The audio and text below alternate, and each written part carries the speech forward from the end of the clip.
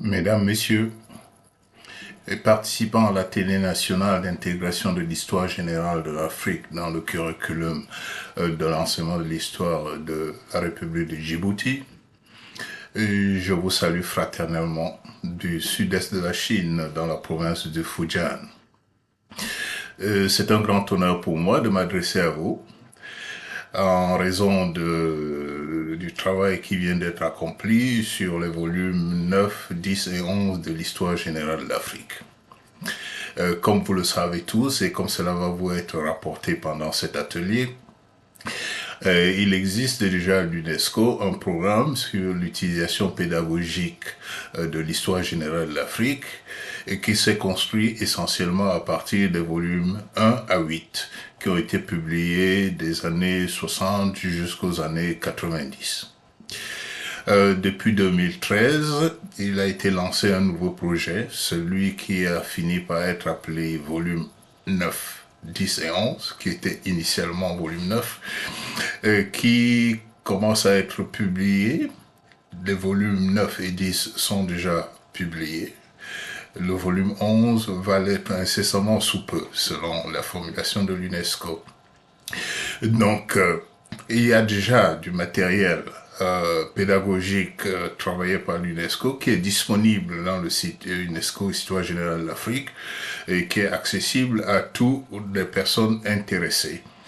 Je me contenterai cette fois-ci de me focaliser sur les 3 derniers volumes en vous donnant un aperçu de leur contenu, en insistant sur le fait que ces volumes aussi devraient être insérés dans la partie pédagogique des programmes de l'UNESCO dans un futur que l'on espère très proche.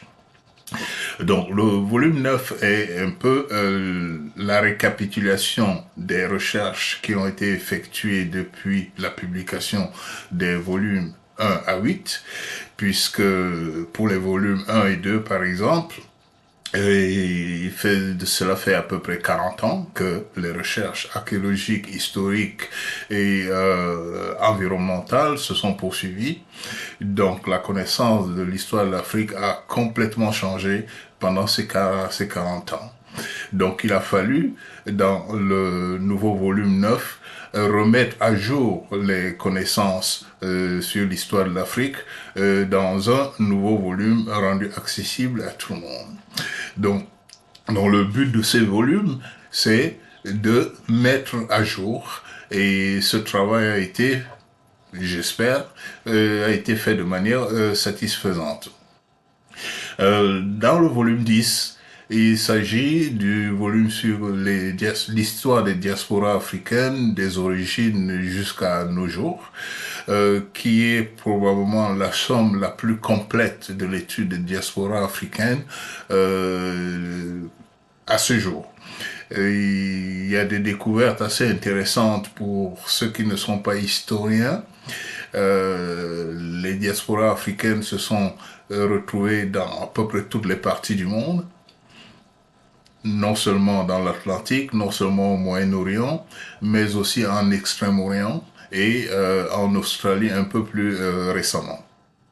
Donc ce volume qui est un peu le vaisseau phare de ce programme apporte pour la première fois un concentré d'informations sur l'histoire des Africains hors d'Afrique depuis des siècles.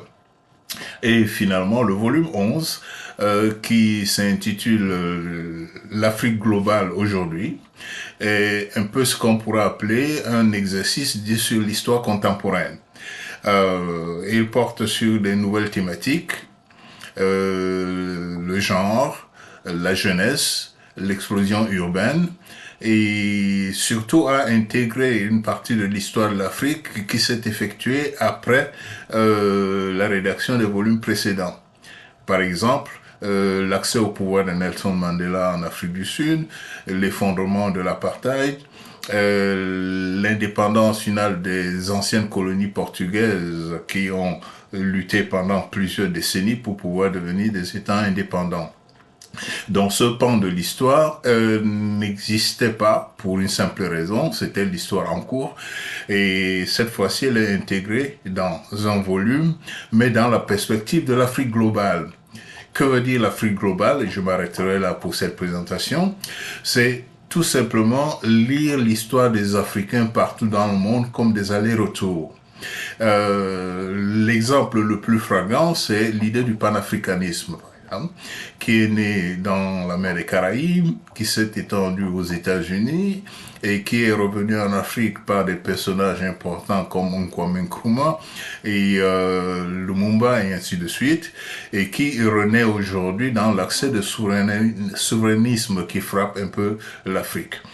Donc, pour nous résumer, le projet de l'histoire générale de l'Afrique vise à éviter la crispation sur des histoires nationales, vise à écrire l'histoire de l'Afrique et des Africains partout dans le monde afin de nous constituer un état d'esprit qui nous permet de faire avancer la jeunesse dans un futur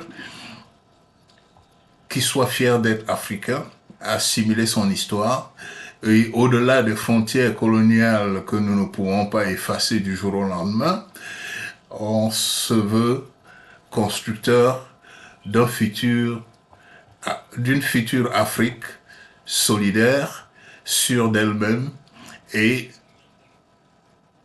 pacifique. Et je vous remercie pour votre attention.